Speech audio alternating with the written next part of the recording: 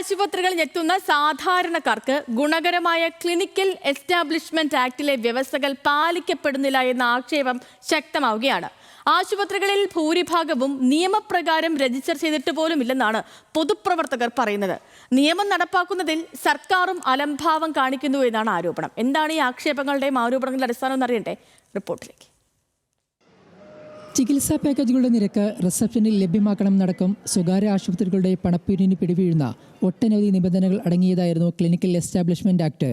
ആശുപത്രിയുടെ രജിസ്ട്രേഷൻ സർട്ടിഫിക്കറ്റും ലഭ്യമാകുന്ന സേവനങ്ങളുടെ നിരക്കും ആശുപത്രിയിൽ എത്തുന്നവർക്ക് വ്യക്തമാകുന്ന തരത്തിൽ ഇംഗ്ലീഷിലും മലയാളത്തിലും പ്രദർശിപ്പിക്കണമെന്നാണ് നിയമം. ഡിസ്ചാർജ് സമയത്ത് ഭീമമായ തുക ബില്ലായി ലഭിക്കുന്നത് ഈ നിയമം പൂർണ്ണമായി നടപ്പിലാക്കിയാൽ ഒഴിവാക്കാനാകും. എന്നാൽ കേരളത്തിലെ എത്ര സ്വകാര്യ ആശുപത്രികളിൽ ഇത് നടപ്പാകുന്നുണ്ട്? സംസ്ഥാനത്തെ പ്രധാന സ്വകാര്യ ആശുപത്രികൾ ഒന്നും തന്നെ ഈ നിയമപ്രകാരം രജിസ്റ്റർ പോലും ചെയ്തിട്ടില്ലെന്നാണ് ആരോപണം. ഈ ക്ലിനിക്കൽ എസ്റ്റാബ്ലിഷ്മെന്റ് ആക്ടിന്റെ കീഴിൽ രജിസ്റ്റർ ചെയ്യാത്ത ഒരു ആശുപത്രിക്കും കേരളത്തിൽ നടപ്പിലാക്കിക്കൂടാ. ആശുപത്രികൾ, ക്ലിനിക്കുകൾ, ലാബുകൾ തുടങ്ങി എല്ലാ മെഡിക്കൽ സ്ഥാപനങ്ങളും ആക്ടിന്റെ കീഴിൽ വരുന്നതോടെ നിയമലംഘനം കണ്ടെത്തിയാൽ സ്ഥാപനത്തിന്റെ രജിസ്ട്രേഷൻ വരെ റദ്ദ് ചെയ്യാം. ഈ ആക്ട് വന്നിട്ടുണ്ട്, ഇത് പാസ്സാക്കിയിട്ടുണ്ട്, ഇത് ഗസറ്റിൽ പബ്ലിഷ് ചെയ്തിട്ടുണ്ട്.